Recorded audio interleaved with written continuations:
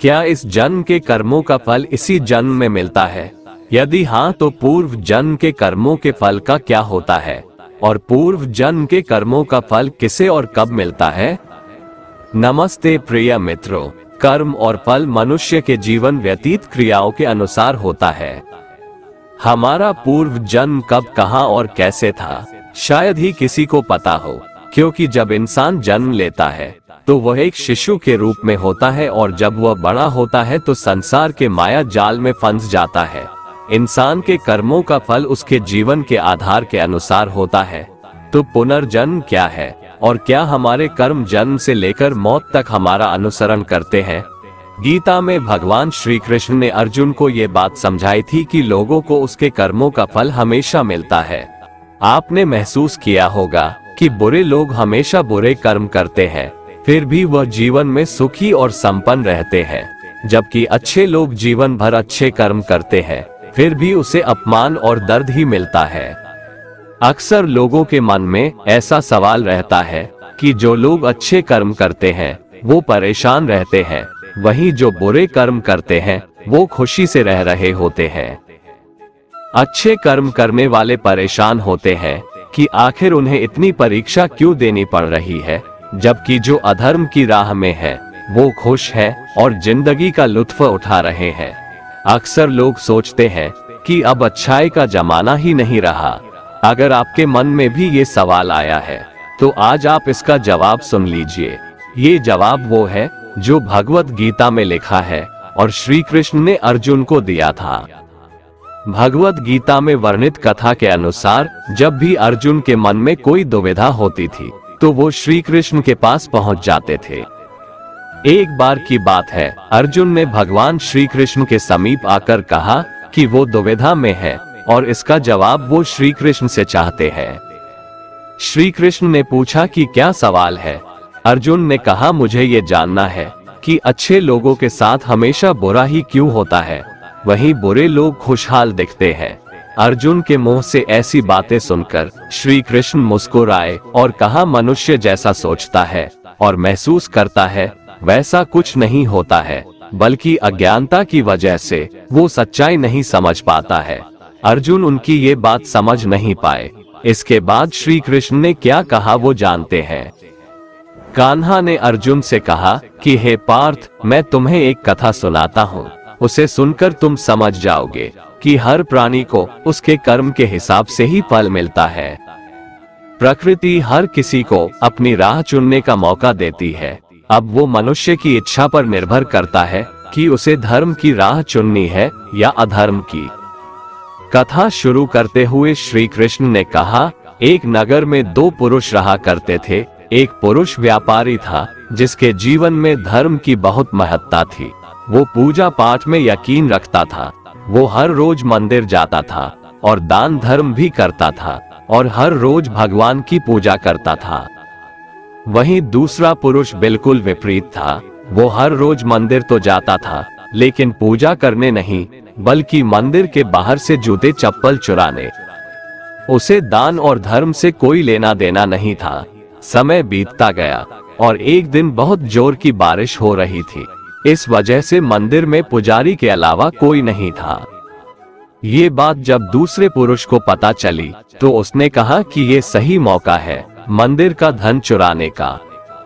पंडित से नजर बचाकर उसने मंदिर का सारा धन चुरा लिया। उसी समय धर्म कर्म में विश्वास रखने वाला व्यक्ति भी मंदिर पहुंचा। दुर्भाग्य से मंदिर के पुजारी ने उसे ही चोर समझ लिया और चिल्लाने लगे। वहां लोग एकत्र हो गए और उसे बहुत मारा।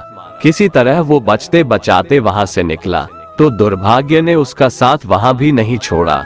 मंदिर के बाहर वो एक गाड़ी से टकरा गया और घायल हो गया। फिर वो व्यापारी लंगड़ाते हुए घर जाने लगा तो रास्ते में उसकी मुलाकात उस पुरुष से हुई जिसने मंदिर से धन चुराया था।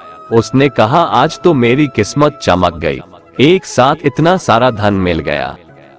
ये सब देखकर उसे बहुत बुरा लगा और उसने अपने घर से भगवान की सारी तस्वीरें निकाल दी। कुछ सालों बाद दोनों की पुरुषों की मृत्यु हो गई। मरने के बाद जब दोनों यमराज की सभा में पहुंचे और भले पुरुष ने दूसरे व्यक्ति को देखा तो उसे बहुत गुस्सा आया। उसने क्रोधित होकर यमराज से पूछ ही लिया, मैं तो हमेशा अच्छे कर्म करता था, दान में विश्वास रखता था, उसके बदले जीवन भर मुझे अपमान और दर्द ही मिला, और इस व्यक्ति को नोटों से भरी पोटली, आखिर ऐसा भेदभाव क्यों? इस पर यमराज ने कहा, पुत्र तुम गलत समझ रहे हो। जिस दिन तुम्हारी गाड़ी से टक्कर हुई थी वो दिन तुम्हारे जीवन का आखिरी दिन था, परंतु तुम्हारे अच्छे कर्मों की वजह से तुम्हारी मौत सिर्फ एक छोटी से चोट में बदल गई। तुम इस दुष्ट व्यक्ति के बारे में जानना चाहते हो?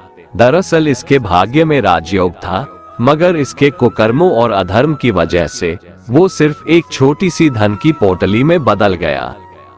कथा सुनाने के बाद श्री कृष्ण अर्जुन से कहते हैं, पार्थ क्या अब तुम्हें तुम्हारे सवाल का जवाब मिल गया? ऐसा सोचना कि भगवान तुम्हारे कर्मों को नजरअंदाज कर रहे हैं, ये बिल्कुल भी सत्य नहीं है। भगवान हमें कब, क्या, किस रूप में दे रहा है मनुष्य को समझ में नहीं आता है, मगर आप अच्छे कर्म करते रहें तो भगवान की कृपा हमेशा बनी रहती है। इसलिए अपने अच्छे कर्मों को बदलना नहीं चाहिए, क्योंकि उसका फल हमें इसी जीवन में मिलता है। इसलिए मनुष्य का फर्ज है कि वो हमेशा अच्छे कर्म करते रहें, क्योंकि श्री कृष्ण ने गीता में भी बताया है कि किसी के द्वारा किया गया कर्म बेकार नहीं जाता है, चाहे वो अच्छा हो या बुरा। दोस्तों, हम जैसा कर्म करते हैं वैसा ही हमें फल मिलता है। अगर हमने अच्छे कर्म किए होते हैं तो उसका हमें अच्छा फल मिलता है, और बुरे कर्म किए होते हैं तो हमें उसका फल बुरा मिलता है। अगर हमारे साथ कुछ बुरा होता था तो पहले लोग ऐसा बोलते थे कि जरूर उसने पिछले जन्म में कुछ बुरा किया होगा, इसलिए इसके साथ ऐसा इस जन्म में हुआ। लेकिन अगर हम बात आज के जमाने की करें तो हमें अपने कर्म का हिसाब भी इसी जमाने में चुकाना पड़ता है। पहले भगवान नोट और कलम लेकर सभी के कर्म का हिसाब करते थे, इसलिए पिछले जन्म का हिसाब इस जन्म में होता था। लेकिन आज तो इंटरनेट का जमाना है, इसलिए भगवान भी लैपटॉप लेकर बैठते हैं और सभी के कर्म का हिसाब इसी जन्म में होता है। ये कहानी भी कर्म के बारे में ही है। हमारा जैसा कर्म होता है वैसा ही फल हमें मिलता है। एक छोटे से गांव में एक लड़का रहता था। वो लड़का बहुत ज्यादा गरीब परिवार से था। वो अपनी स्कूल की पढ़ाई करता था और स्कूल के बाद लोगों के घर घर जाकर सामान बेचने का काम करता था। इस तरह घर घर जाकर सामान बेचकर उसे जो भी पैसे मिलते थे उसी में से वो अपनी स्कूल की फीस भरता था। वो लड़का हर रोज की तरह एक दिन स्कूल के बाद दोपहर को सामान बेचने के लिए निकला था।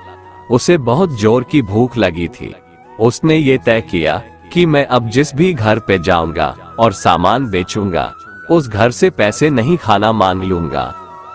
वो एक घर के पास जाता है और बाहर से दरवाजा खटखटाता है। उस घर में से एक लड़की बाहर निकलती है और वो दरवाजा खोलती है। उस लड़के ने उससे पानी मांग लिया। लड़की ने देखा कि ये लड़का बहुत थका सा है। वो लड़की अंदर जाती है और सोचती है कि ये लड़का बेचारा न जाने कब से इधर उधर सामान बेचता होगा, शायद उसे भूख लगी होगी। लड़की ये सब सोच रही थी और वो उसके लिए पानी की जगह पर दूध का गिलास लेकर उसे देती है। लड़का बहुत भूखा था, इसलिए वो दूध पी लेता है और बहुत खुश हो जाता है।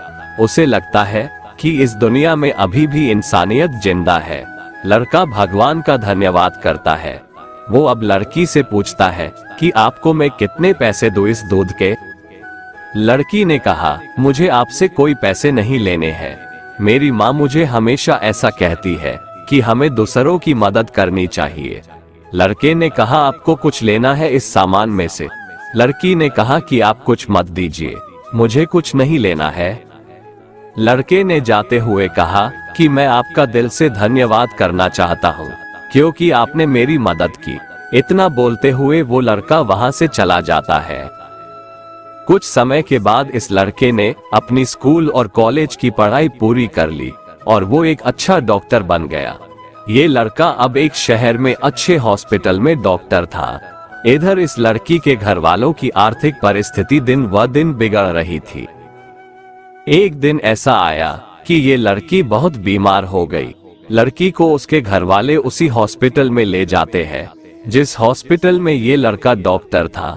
उस लड़के के पास ये लड़की का केस आता है। लड़का लड़की का एड्रेस देखता है तो उसे पता चलता है कि ये तो वहीं का एड्रेस है जहां पर मैं अपने स्कूल के समय सामान बेचने जाता था। लड़के को अब उस लड़की को देखकर याद आ जाता है कि ये तो वही लड़की है जिसने मुझे मदद की थी। जब मैं भूखा था तब उसने मुझे दूध पीने के लिए दिया था।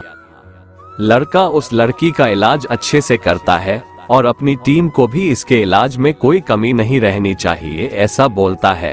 वो लड़की ठीक हो जाती है। अब बारी थी लड़की की हॉस्पिटल का बिल देने की। वो मन ही मन बोल रही थी कि पता नहीं कितना बिल होगा।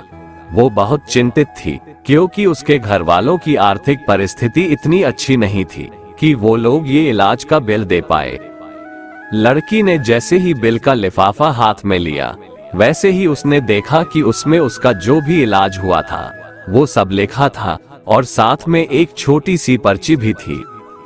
उस पर्ची में लिखा था कि आपने इलाज का बिल बहुत सालों पहले एक गिलास दूध से पे कर दिया है। डॉक्टर तभी वहां पर पहुंच जाते हैं और ये लड़की उनको पहचान लेती है और उनसे कहती है कि आपका बहुत बहुत शुक्रिया। दोस्तों, अगर आप कुछ अच्छा करते हैं तो अच्छाई आपके पास घूमकर जरूर आएगी। हमें अक्सर हमारे कर्म के हिसाब से ही फल मिलते हैं। जैसा हमारा कर्म होता है वैसा ही हमें कर्म का फल मिलता है। श्रीमद् भगवद गीता में योगीराज श्री कृष्ण महाराज ने संदेश दिया है कि अवश्यमेव भोक्तव्यम कर्म कृतम शुभाशुभम, अर्थात व्यक्ति को अपने किए हुए शुभ और अशुभ सभी कर्मों का फल अवश्य ही भोगना पड़ता है। मनुष्य अपने जीवन में जैसे जैसे कर्म करता जाता है वैसे वैसे ही उसके जीवन का निर्माण होता जाता है, परंतु परमात्मा ने मनुष्य को केवल कर्म करने की स्वतंत्रता दी है। कर्म फल की व्यवस्था परमात्मा के अधीन है। आपका जैसा कर्म होगा वैसा ही आपको फल मिलेगा, यह निश्चित है, क्योंकि परमात्मा न्यायकारी है। परमात्मा मनुष्य द्वारा किए जाने वाले प्रत्येक कर्मों को जानने वाला है। परमात्मा के आगे किसी की सिफारिश नहीं चलती। परमात्मा को कोई रिश्वत नहीं दे सकता, इसलिए परमात्मा को पूर्ण न्यायकारी कहा गया है। परमात्मा की अटल न्याय व्यवस्था से कोई भी आज तक न तो बचा है और न ही आगे बचेगा। इसलिए अच्छे कर्म करने वाला व्यक्ति निर्भय होता है और बुरा कर्म करने वाला व्यक्ति हर समय भयभीत होता है। अब सवाल ये है कि कर्मों का फल क्यों भोगना पड़ता है? क्या इसे टाला नहीं जा सकता है? दोस्तों, भगवद गीता के अनुसार कर्म का फल बिल्कुल भी टल नहीं सकता। हम चाहे कितनी भी चालाकियां कर ले, कितने भी होशियार रहें, बेशक पूरी दुनिया की आंखों में धूल झोंक दे, बेशक आप इस बात को जान ना पाए, बेशक हम सभी अपने कर्मों से अनजान बने रहें, सब भूल सकते हैं, दुनिया भुला सकती है, पर कर्मफल निरंतर चुपचाप एक छाया की तरह अदृश्य शांत चित हमारे संग संग चलता रहता है।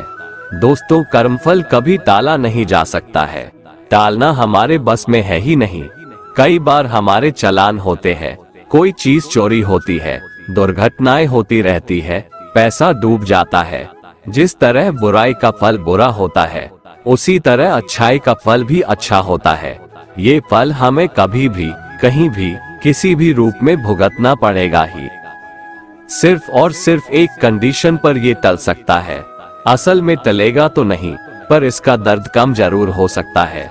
वो ये कि अगर हम अपनी गलतियों को कबूल कर ले और परमात्मा की शरण में जाए, आत्मसमर्पण करें और अच्छे कर्म करने शुरू कर दे, तभी हम अपने गलत कर्मों से होने वाली पीड़ा से बच सकते हैं, बशर्ते ईश्वर हमें माफ कर दे। हमारे इस जन्म में किए गए प्रबल कर्म का फल हमें इसी जन्म में मिल जाता है।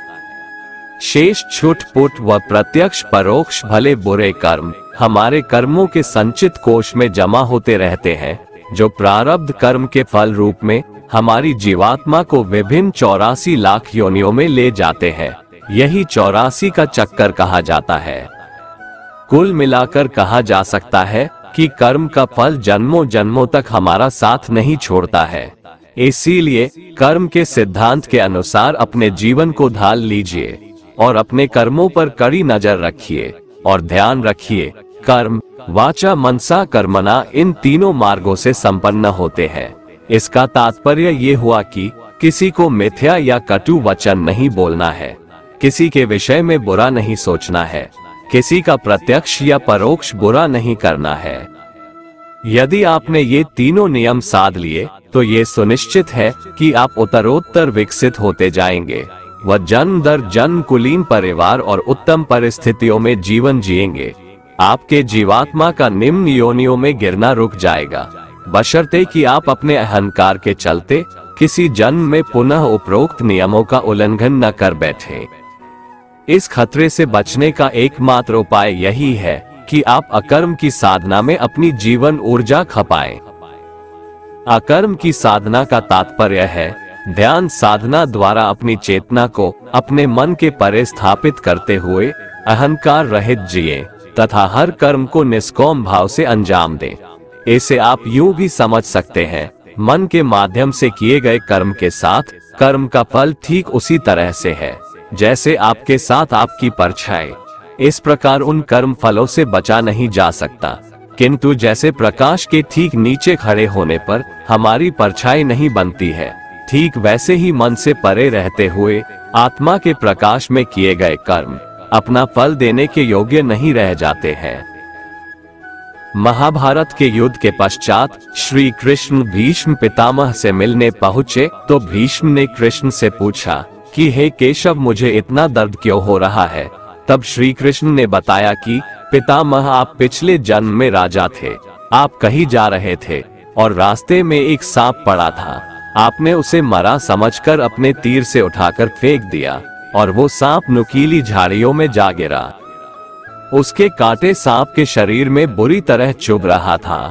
सांप ने आपको खूब बद्दुआ दी थी, उसी का फल आपको मिल रहा है। जो कांटों का दर्द उसे हो रहा था, वही दर्द आपको तीरों की सैया के नुकीले बाण से हो रहा है। दोस्तों, इस प्रसंग से भी यह सिद्ध होता है कि पूर्व जन्म के कर्म का फल भोगना ही पड़ता है। दोस्तों, अब सवाल ये उठता है कि क्या इन कर्मों से छुटकारा पाने का भी कुछ उपाय है क्या? इसके लिए भगवान श्री कृष्ण ने गीता के 4 अध्याय में जो बताया है उसे सुनते हैं। श्री भगवान कहते हैं कि जो मनुष्य कर्म तो करता है लेकिन उस कर्म में अकर्म को देखता है, अर्थात ये नहीं सोचता है कि मैं ही करता हूँ, वह खुद को एक माध्यम समझता है, वह फल की इच्छा नहीं रखता, वह जानता है कि संपूर्ण कर्म परमात्मा द्वारा हो रहा है, ऐसे मनुष्य को कर्म नहीं बांधता है। जो पुरुष समस्त कर्मों में और उनके फल में आसक्ति का सर्वथा त्याग करके संसार के आश्रय से रहित हो गया है और परमात्मा में नित्य तृप्त है, उसके लिए भगवान की भक्ति के अलावा और कोई कर्म नहीं रह जाता है। अर्थात वह कर्म करते हुए भी वास्तव में कुछ भी नहीं करता। जिसने अपने मन और इंद्रियों को जीत लिया है और जिसने समस्त भोगों की सामग्री का परित्याग कर दिया है, ऐसा आशा रहित पुरुष केवल शरीर संबंधी कर्म करता हुआ भी पापों को नहीं प्राप्त होता है। जिसको बिना मांगे जो मिले उसी में संतुष्ट रहता है, जो न किसी से ईर्ष्या करता है और न द्वेष, जो सुख दुख को एक समान भाव से देखता है, ऐसा मनुष्य कर्म योगी कहलाता है। जिसकी आसक्ति सर्वथा नष्ट हो गई है, जो अपने देह पर अभिमान नहीं करता और जो ममता से रहित हो गया है, जिसका चित्त निरंतर परमात्मा के ज्ञान में स्थित रहता है, वैसा कर्मयोगी अपना कर्म यज्ञ की तरह करता है और मोक्ष को प्राप्त होता है। जो अपना सब कुछ परमात्मा को अर्पित कर देता है, जिसके लिए परमात्मा ही सब कुछ है, जो अपने हर कर्म में परमात्मा को देखता है और हर कर्म परमात्मा के लिए करता है, वैसा कर्मयोगी मोक्ष का अधिकारी होता है।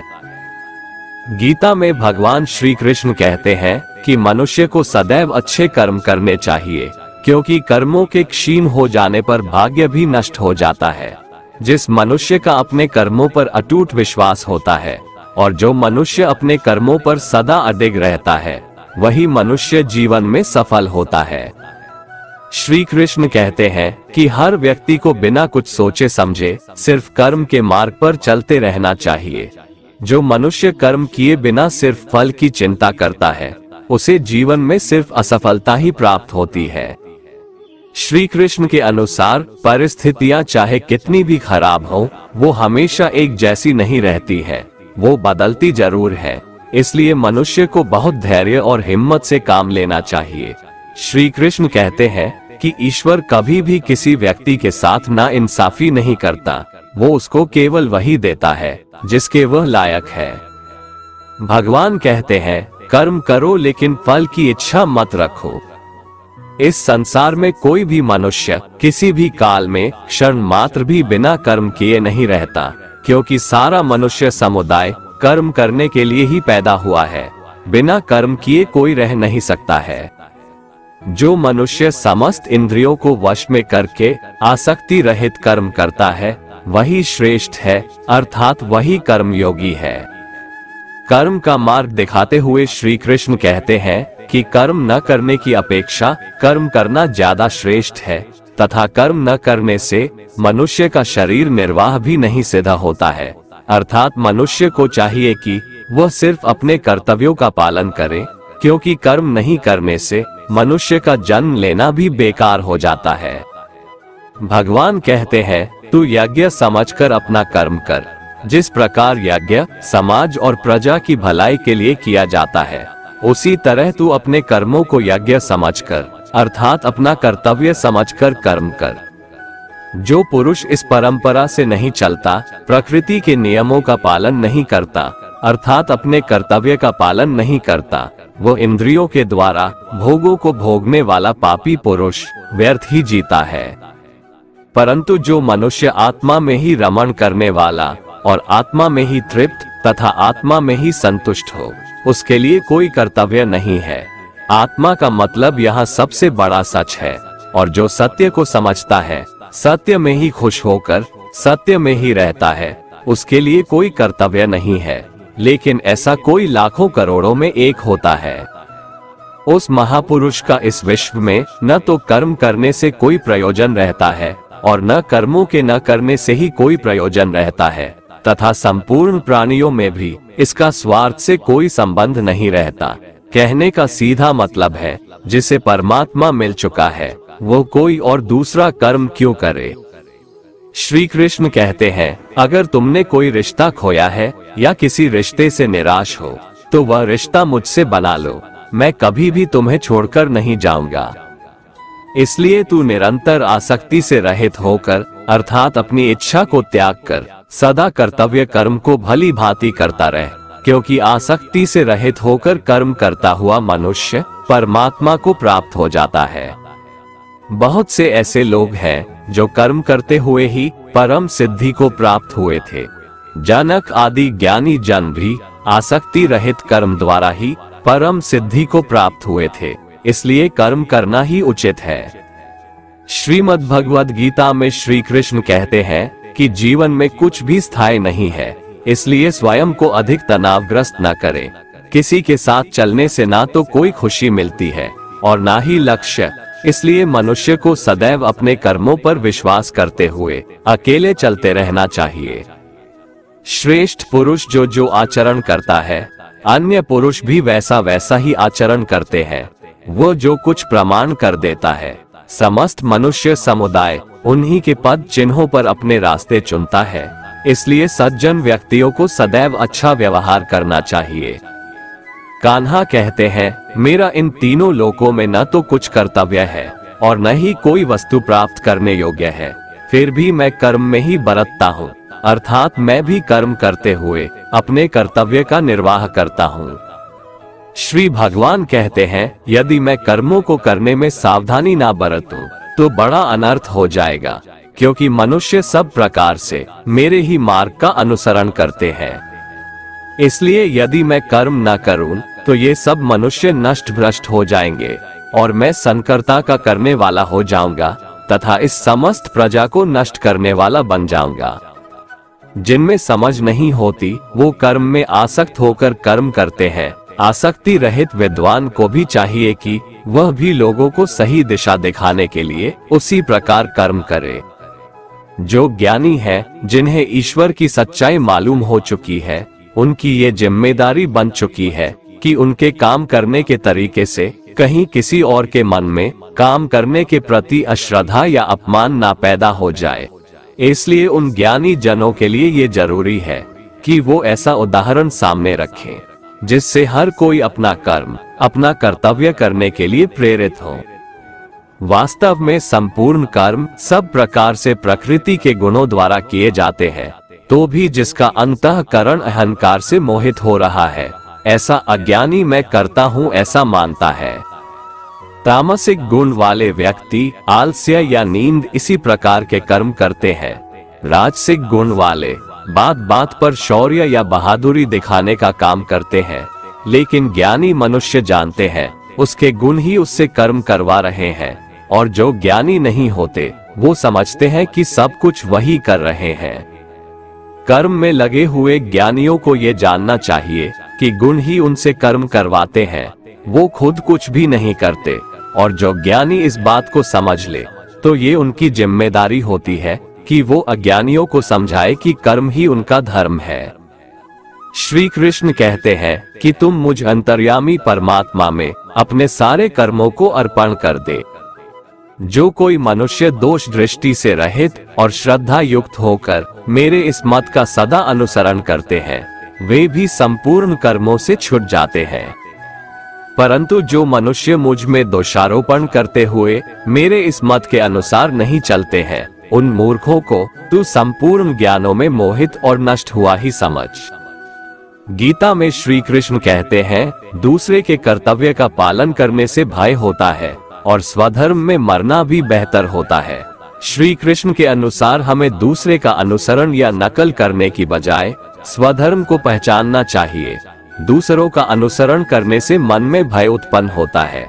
श्री कृष्ण के अनुसार डर हटाने का एक ही उपाय है, और वो है अपना स्वधर्म पहचानना और उसी में जीना। भगवान कहते हैं, रजोगुण से उत्पन्न होने वाले काम वासना और क्रोध ही मनुष्य से पाप कर्म करवाते हैं। इसलिए काम वासना और क्रोध मनुष्य का सबसे बड़ा शत्रु है। जिस प्रकार धुएं से अग्नि और धूल से दर्पण ढक जाता है तथा जिस प्रकार गर्भाशय से गर्भ ढका रहता है, उसी प्रकार कामनाओं से ज्ञान ढका रहता है। इस प्रकार शुद्ध चेतन स्वरूप जीवात्मा का ज्ञान कामना रूपी नित्य शत्रु द्वारा ढका रहता है, जो कभी भी तुष्ट न होने वाली अग्नि की तरह जलता रहता है।